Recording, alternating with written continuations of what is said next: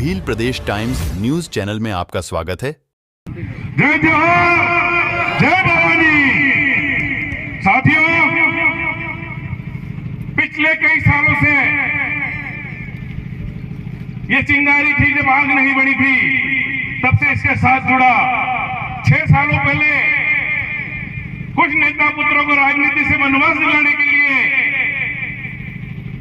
हमने तब की बीटीवी, आज की बीएपी से अर्थिंग जोड़ा और उसका परिणाम ये आया, वो चिंगारी आज आग बन गई है। 6 साल में आज पहला मौका है और बड़ी खुशनसीबी का मौका मेरे लिए कि मैं पहली बार बाप के बैनर के मंच लगे बैनर पे बोल रहा हूं और मेरी जन्मस्थली से बोल रहा हूं। यह चुट्टा होता का इतिहास और ये मेरा मूल घर है सलूमा।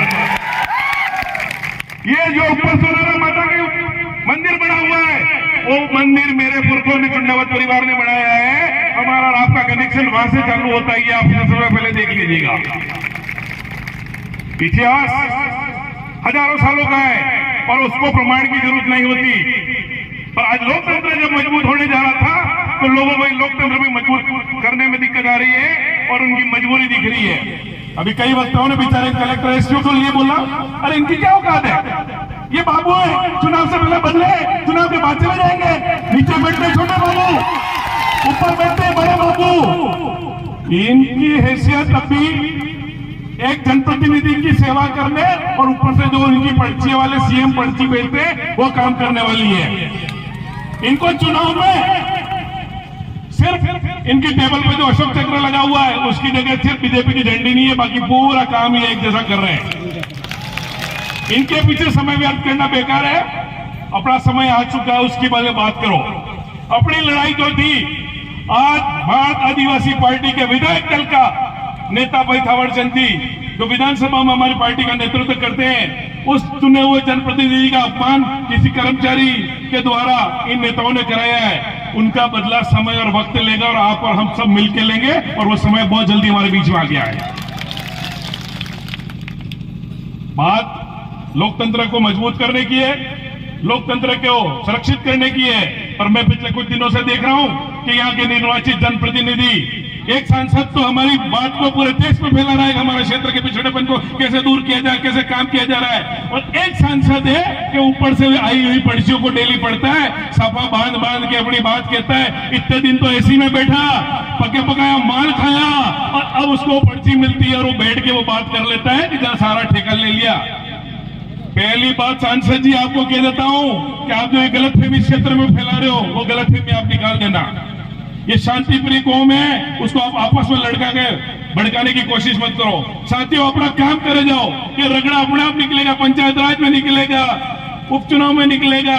हमने तो लोकसभा चुनाव में राजकुमार जी के चुनाव में कह दिया उसी दिन कि अगली बार 13 से कम नहीं है, आज 3 है। और परिवर्तन आया है। आज इस सभा में मैं एक दिख रहूंगा, पर ऐसा मत मानना, आसपास ये वीडियो से जहां जा रहे हैं उनकी ताकत भी मुझे बेचती है। जनजाति वर्ग अकेला नहीं है, यहाँ का स्थानीय आदमी जो आपके साथ बरसों से कंधा से कंधा मिला के रहता था वो आपके साथ है। राजकुमार जी के चुनाव की पेटियां खुली, लोग मेरे को सरेआम व्हाट्सएप पे भेजते थे, आपके राजकुमार जी इतने से हारेंगे, आपका ये हो जाएगा, उनका हो जाएगा। मैं कहा भैया 4 तारीख का ही जांच कर। मैंने उनको वो चुनाव के परिणाम भेजे कि किस बूथ से क्या क्या निकला है और कोई बूथ बाकी नहीं है। ब्राह्मणों का पूरा बूथ 123 वोट राजकुमार जी को, पाटीदारों का पूरा वोट 150 वोट राजकुमार जी को, ओबीसी के कलालों का बूथ 75 वोट राजकुमार जी को, और गांव के गांव पलटे हैं। तो ये है लोकतंत्र की सच्ची लड़ाई। थोड़ी डर लग रहा है, पर्ची को थोड़ी शांति रखना, बहुत पुराना बैकलॉग पड़ा हुआ है मेरा।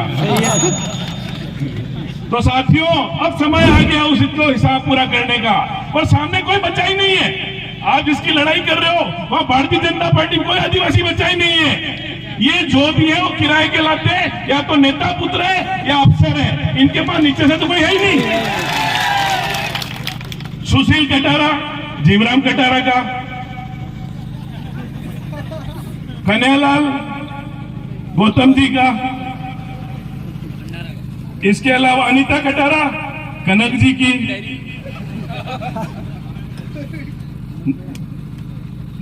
हेमंत मीणा नंदलाल जी का, और दूसरे अब गिनने चालू करते हैं। मन्नालाल जी नौकरी से, नंदलाल नौकरी से, अमृतलाल जी नौकरी से, डूंगरपुर चुनाव लड़ता है बंसीलाल नौकरी से, चुन्नीलाल जी नौकरी से, इन और घटता था तो कांग्रेस से भी उठा के लिए बेचारे।